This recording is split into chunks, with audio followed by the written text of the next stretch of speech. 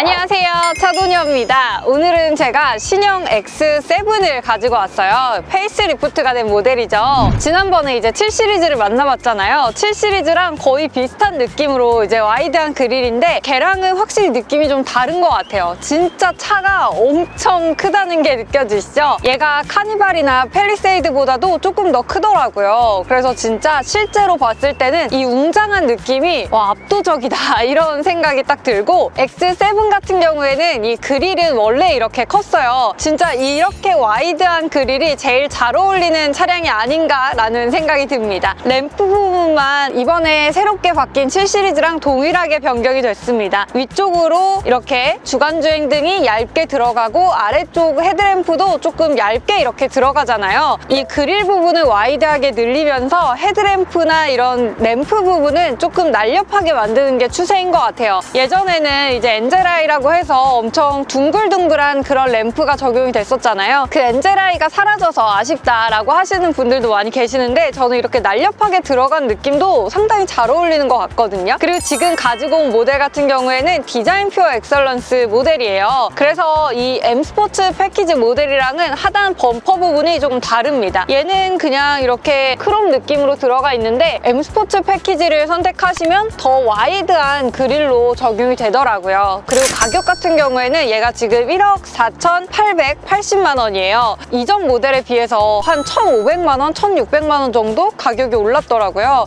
7 시리즈는 그렇게 많이 가격이 올랐다라는 생각이 안 들었는데, 이 X7 같은 경우에는 가격이 조금 많이 오르긴 했습니다. M 스포츠 패키지랑 디자인 퓨어 엑설런스 같은 경우에는 가격 차이가 조금 있고요. 그리고 디젤 모델이랑 가솔린 모델 같은 경우에는 가격 차이가 없더라고요. 그리고 7인승, 6인승 이렇게 선택을 하실 수가 있는데, 예전에는 M 스포츠 패키지는 선택이 조금 제한적이었다면 이번에는 M 스포츠 패키지에도 7인승이랑 6인승 둘 다 선택을 할 수가 있더라고요. 어쨌든 지금 가지고 온 모델은 디자인 퓨어 엑설런스 모델이고요. 디젤 모델 6인승 모델을 가지고 왔습니다. 측면부는 거의 바뀐 게 없는 것 같아요. 이 휠도 이전에 적용됐던 그 디자인으로 그대로 적용이 된 것 같고요. M 스포츠 패키지랑 디자인 차이가 조금 크긴 하더라고요. 얘는 이렇게 심플한 느낌으로 적용되어 있는데, M 스포츠 패키지 같은 경우에는 거의 전기차스러운 그런 휠이 적용이 됐어요. 개인 취향인 것 같아요.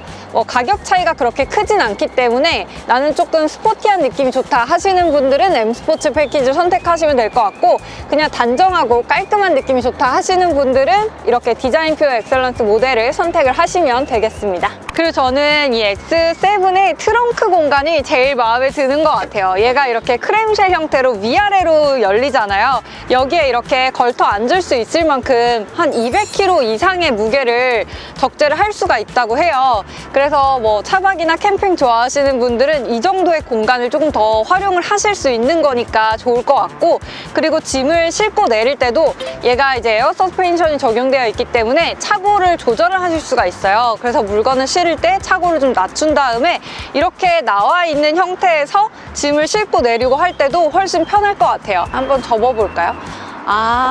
근데 상당히 천천히 접히는구나. 네. 이렇게 고급스럽게 시트가 내려가네요. 2열 시트까지도 바로 이렇게 내려가는데 속도가 상당히 느리네요. 2열 시트 같은 경우에는 6인승으로 분리가 되어 있기 때문에 이걸로 차박을 하시는 분들이 많지는 않으실 것 같은데, 어쨌든 간단하게 차크닉이나 이런 걸 하실 경우에 시트를 폴딩 시켜 놓고 공간 활용을 하기에 상당히 좋을 것 같습니다.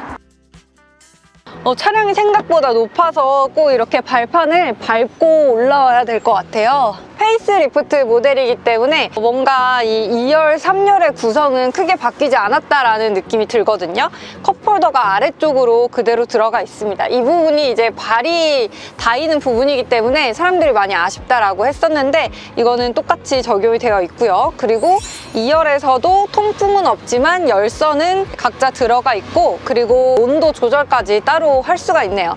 이번에 여기 모니터가 빠졌거든요. 근데 제 생각에는 나중에는 연식 변경이나 이런 게 되면서 적용이 되지 않을까라는 생각이 들었습니다. 왜냐면 이게 사운드가 지금 하만 카돈이 적용이 되어 있어요. 근데 예전에도 처음에 나왔을 때는 하만 카돈으로 적용이 됐다가 나중에 이제 연식 변경이 되면서 바월샘 윌킨스로 다 적용이 됐었거든요. 그래서 이번에도 뭔가 출시할 때는 하만 카돈으로 적용이 되고 모니터도 빠져 있지만 나중에 연식 변경이나 이런 게 되면서 사운드도 좀 업그레이드가 되고 모니터도 적용이 돼서 나오지 않을까라는 생각이 드네요. 그리고 시트 같은 경우에는 원래도 상당히 편했어요. 그래서 거의 비슷하게 적용이 되어 있는 것 같고요. 이렇게 헤드 쿠션도 적용되어 있어서 되게 푹신하게 가실 수가 있을 것 같습니다. 그리고 시트 각도 같은 경우에는 이게 좀 많이 뒤로 젖혀지지 않아서 아쉽다라는 의견이 많이 있었거든요. 근데 이번에도 각도가 뭐 더 눕혀지거나 하지는 않았습니다. 하지만 이동할 때 크게 불편한 각도는 아니라서 저는 괜찮긴 하더라고요. 그리고 2열이 이렇게 분리가 되어 있긴 한데 이 공간이 여성인 제가 이 뒤쪽으로 넘어가기에도 좀 좁은 공간이거든요. 여기 팔걸이도 이렇게 나와 있고 하기 때문에 2열 공간에서 3열로 갈 때는 시트를 그냥 접어서 가셔야 될 것 같아요. 시트를 이제 접을 때는 여기 레버가 있거든요. 이걸 당겨주면 이 앞쪽 시트도 얘가 접힐 수 있도록 살짝 앞으로 이동을 하면서 얘가 이렇게 앞쪽으로 이동을 합니다. 이렇게 딱 젖혀져서 여기를 밟고 올라가셔야 될 것 같아요. 이게 3열로 오가는 게 그렇게 편한 느낌은 아니긴 합니다. 어쨌든 활용할 수 있는 3열 공간이 있다는 게 중요한 거겠죠. 그래서 7인승 모델을 선택하실 경우에는 여기가 완전히 이제 막혀있는 구조가 되는 거고 6인승 모델이기 때문에 이렇게 따로 시트를 분리해서 뒤쪽으로 들어오실 수가 있습니다. 무리하게 3열에 3인승 시트를 놓는 게 아니라 2인승으로만 되어 있어요. 그래서 2명이 앉았을 때도 나름 편하게 시트가 이제 이동을 하실 수 있을 것 같습니다. 옆쪽에 컵홀더도 이렇게 들어가 있고요. 그리고 아래쪽에 열면은 이제 핸드폰 충전하는 거랑 뭐 가방 같은 거 걸 수 있는 고리가 있거든요. 이게 양쪽으로 다 똑같이 적용이 되어 있습니다. 그리고 3열에도 이렇게 선루프 따로 있고 열선까지 이 시트 2개 따로 조절을 할 수가 있네요. 이렇게 램프도 들어가 있고 옆쪽에 창도 생각보다 와이드하게 적용되고 공조도 이렇게 따로 들어가 있는 거 보이시죠? 그래서 3열도 진짜 이동할 수 있을 정도의 그런 공간이 나오는 것 같아요. 그리고 성인, 여성인 제가 앉았을 때 시트는 조금 낮은 편이긴 합니다. 제 무릎이 이렇게 좀 떠 있잖아요. 그래서 좀 키가 크신 남성분들 같은 경우에는 물론 이 3열에 탈 일이 거의 없으시긴 하겠죠. 그래서 타시면 조금 좁게 느껴지실 수 있을 것 같은데 여성분들이나 아니면 아이들이 탔을 때는 크게 불편하지 않을 정도의 공간이 나오는 것 같은데요. 네, 이번에 실내가 제일 크게 바뀐 것 같아요. 근데 거울이 생각보다 이 커다란 차체에 비해서 되게 작게 들어가 있는 게 상당히 의외인 부분이긴 합니다. 거울을 보려고 했는데 되게 작게 들어가 있더라고요. 스티어링 휠 같은 경우에는 동일한 것 같아요. 되게 둥근 모양으로 적용되어 있고 M 스포츠 패키지 같은 경우에는 여기에 이제 M 스포츠 배지나 이런 게 따로 적용이 되겠죠. 그리고 7 시리즈에서 봤던 그 디스플레이가 똑같이 들어가 있습니다. 파노라마 디스플레이로 적용이 되어 있고요. 그리고 주행을 할 때 보니까 화면이 카메라가 도로를 비추면서 나오는 화면이 원래 여기에 떠 있었거든요. 7 시리즈 주행을 할 때. 근데 이번에는 여기에 그냥 같이 떠 있더라고요. 그래서 그거랑은 조금 뭔가 내비게이션이나 이런 게 다르게 배치가 되어 있는 것 같아요. 그리고 공조가 되게 특이하게 적용이 되어 있어요. 이 안쪽으로 이제 에어벤트가 숨겨져 있는데 풍향을 조절하는 게 이 물리 버튼으로 이렇게 조절을 하면 되는 것 같은데 특이하네요. 만져서 조절을 하실 수가 있고요.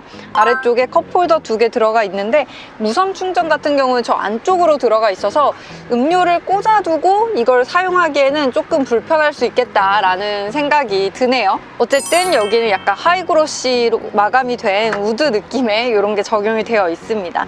얘도 크리스탈이 적극적으로 이번에 쓰인 것 같아요.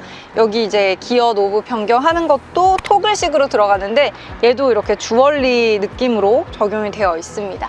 그리고 가운데 공간 보면 수납 공간 같은 경우에는 한 이 정도? 되게 엄청 넓거나 하진 않아요. 그래도 깊이감은 어느 정도 있기 때문에 뭐 지갑이나 여러 가지 수납을 하실 수 있을 것 같고요. 옆쪽으로 이렇게 보시면 X7이라고 램프에 글씨가 들어오거든요. 이게 되게 특이한 것 같아요. 제가 느끼기에는 왜 여기에 이렇게까지 이런 글씨를 써놨지? 라는 생각이 들긴 하네요. 이 부분은 조금 호불호가 갈릴 수 있겠다라는 생각이 듭니다. 네, 제가 이렇게 페이스 리프트가 된 X7을 한번 둘러봤거든요. 제가 봤을 때는 뭐 이런 레이아웃이나 이런 부분은 많이 달라지긴 했는데 공간적인 부분이나 아무래도 페이스 리프트이기 때문에 크게 바뀐 거는 못 느끼긴 했거든요. 근데 가솔린 모델 같은 경우에는 원래 마일드 하이브리드 배터리가 적용이 안 됐었는데 이번에는 디젤 모델이랑 똑같이 마일드 하이브리드 배터리도 적용이 된다고 하더라고요. 아무래도 더 인기가 많은 가솔린 모델 경우에는 연비나 이런 부분에 있어서도 조금 부담이 덜어지지 않을까라는 생각이 들고 뭐 주행을 할 때 어떤 부분이 많이 바뀌었을지 제가 한번 이제 주행을 해보도록 하겠습니다.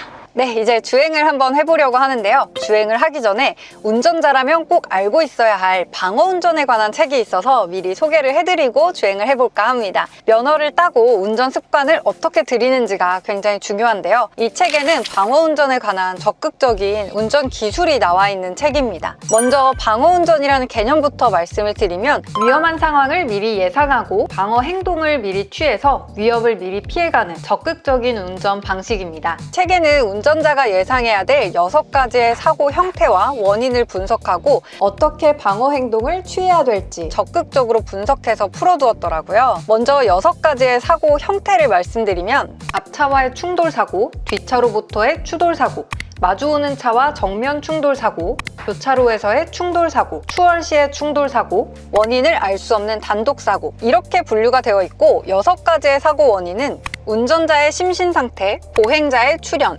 혼잡한 교통량, 기후 조건의 변화, 도로 형태의 변화, 야간 운전입니다.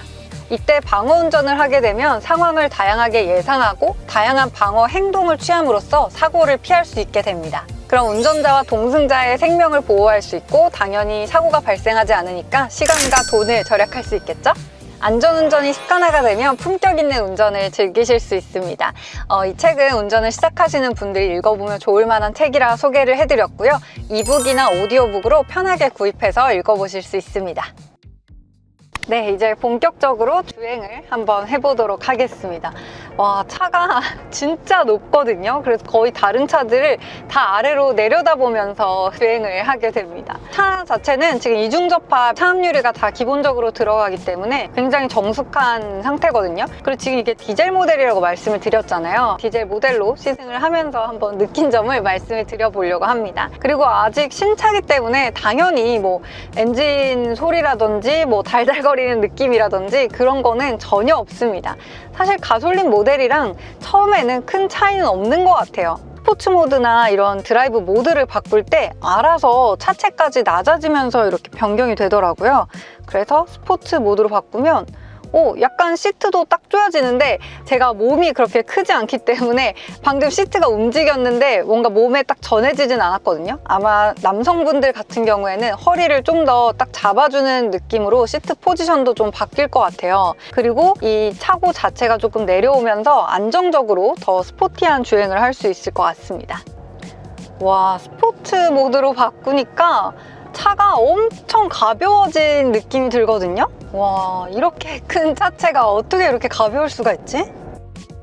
지금 타고 있는 모델이 M 스포츠 패키지가 적용된 모델이 아니라 디자인 퓨어 엑설런스 모델이잖아요.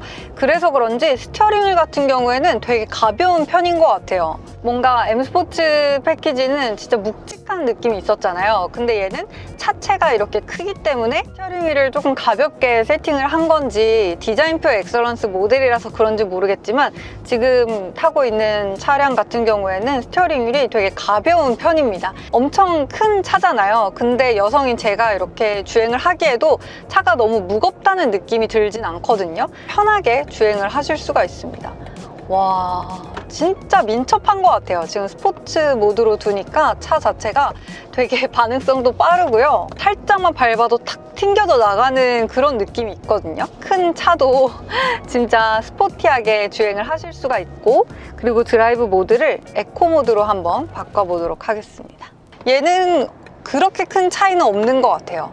기본적으로 이 차 자체에 힘이 엄청나게 파워풀하기 때문에 에코 모드로 바꿨는데도 막 답답하다 이런 느낌까지는 없네요. 와, 그리고 제가 지금 유턴을 했거든요. 근데 뒷바퀴 조향이 지금 들어가 있어요. 뒷바퀴 조향이 이번에 기본적으로 다 들어가기 때문에 진짜 차선을 이렇게 많이 잡아먹지 않고 유턴을 할 수 있었거든요. 그래서 이렇게 큰 차 같은 경우에는 주차장이 엄청 꼬불꼬불하고 좁은 데 있잖아요. 그런 데를 빠져나오고 할 때 되게 부담스럽거든요. 근데 뒷바퀴 조향이 있으면 확실히 좀 더 편한 느낌이 있고 이렇게 유턴할 때도 좀 편하더라고요. 그리고 기본적으로 에어 서스펜션도 적용이 되어 있고, 그리고 이번에 이제 노면을 카메라로 읽으면서 얘가 방지턱이나 이런 데를 미리 예측을 해서 서스펜션을 바꿔주는, 좀 충격을 완화해주는 기능까지 들어갔다고 해요. 그래서 더 승차감이 좀 많이 개선이 된 것 같아요. 사실 이전에도 X7 같은 경우에는 승차감도 좋고 진짜 잘 만든 차량이다, 되게 정숙하고 그런 느낌이 들었었거든요. 근데 이번에 페이스 리프트 모델이기 때문에 큰 변화는 없지만 여전히 진짜 아빠들의 드림카일 수밖에 없겠다라는 생각이 들었습니다. 물론 가격이 다른 차량들에 비해서 좀 많이 올라서 그 부분이 조금 아쉽긴 하네요. 저랑 같이 새롭게 페이스 리프트가 된 X7을 시승을 해봤습니다. 궁금하셨던 분들에게 많은 도움이 됐으면 좋겠고요. 오늘 영상은 여기서 마치도록 하겠습니다. 구독, 좋아요, 알림 설정 많이 부탁드립니다. 감사합니다.